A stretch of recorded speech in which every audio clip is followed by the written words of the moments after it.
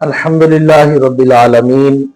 والصلاة والسلام علی خاتم النبیین اما بعد فاعوذ باللہ من الشیطان الرجیم بسم اللہ الرحمن الرحیم الصلاة والسلام علیک یا سیدی یا رسول اللہ وعلی آلک واصحابک یا حبیب اللہ۔ اسلام میں 10 محرم الحرام جس کو یوم عاشورہ کہا جاتا ہے، اس کے فضائل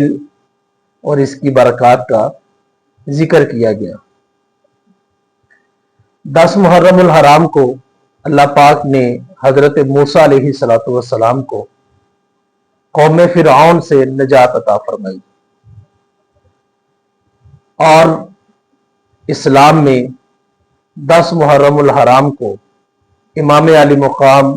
امام تشنکام، سید الشہداء، شہید کربلا حضرت امام حسین رضی اللہ تعالیٰ عنہ کے ساتھ بھی نسبت ہے، آپ کا یوم شہادت ہے۔ نبی اکرم صلی اللہ علیہ وآلہ وسلم نے اپنے اصحاب سے ارشاد فرمایا کہ یہودی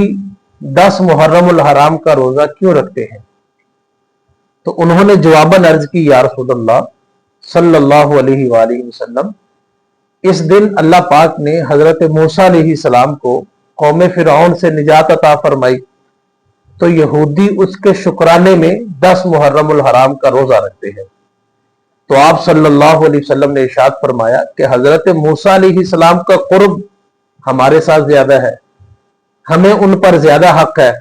بنسبت یہودیوں کے، اور ہمیں زیادہ فوقیت ہے بنسبت یہودیوں کے۔ تو آپ صلی اللہ علیہ وسلم نے ارشاد فرمایا کہ تم بھی روزہ رکھو، لیکن یہودیوں کی مخالفت اس انداز میں کہ وہ 1 دن کا روزہ رکھتے ہیں، تم 2 دن کا روزہ رکھو۔ فقہاء کرام فرماتے ہیں 9 اور 10 محرم الحرام کا روزہ رکھنا یہ سنت نبوی صلی اللہ علیہ وآلہ وسلم ہے، یا پھر 10 اور 11 محرم الحرام کا روزہ، یعنی 10 کے ساتھ یا 9 کو ملا لے یا 10 کے ساتھ 11 کو ملا لے،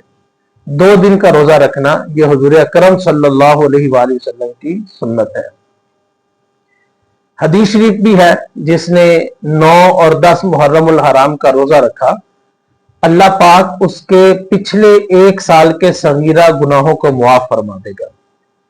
حتی المقدور کوشش کیجئے، 9-10 محرم الحرام کا روزہ رکھیے یا 10-11 محرم الحرام کا روزہ رکھیے، 1 سال کے صغیرہ گناہوں کا کفارہ ہے۔ اور آخر میں عرض کروں گا، 9-10 محرم الحرام کو نہایت ادب کے ساتھ، عقیدت کے ساتھ، ذکر اہل بیت میں مگن ہو کر عشق اہل بیت کو اپنے سینوں میں سجا کر گزاریے، اور اہل بیت پاک کی محبت، اہل بیت پاک کی عقیدت میں ان کے سیرت پر اور ان کے اعمال پر عمل کرتے ہوئے گزاریے۔ تلاوت قرآن پاک کثرت سے کیجئے، نوافل کی کثرت کیجئے، درود و سلام کی کثرت کیجئے، شہیدان کربلا کے لیے نظر و نیاز کا سلسلہ کیجئے، لنگر کی تقسیم کاری کیجئے، خصوصی طور پر یتامہ، مساکین، فقراء، ان تک جو ہے وہ کھانا، لباس، پانی جو ہے وہ پہنچائیے۔ اللہ پاک اعمال صالحہ کی توفیق نصیب فرمائے، آمین یا رب العالمین۔